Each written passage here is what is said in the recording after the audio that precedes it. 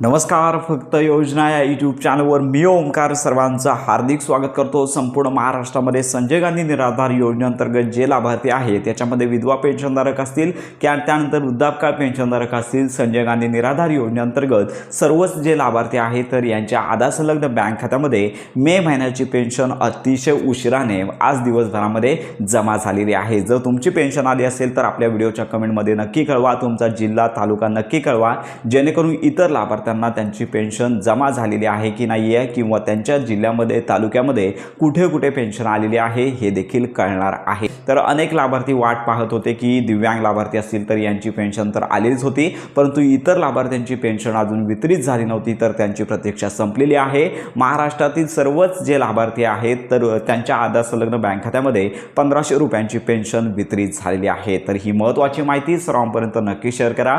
तुमची पेन्शन जर आली नसेल तर प्रतीक्षा करा. आज दिवसभरामध्ये देखील तुमची पेन्शन तुमच्या खात्यामध्ये येऊन जाणार आहे. तर अशा प्रकारची ही महत्त्वाची माहिती सर्वांपर्यंत नक्की शेअर करा.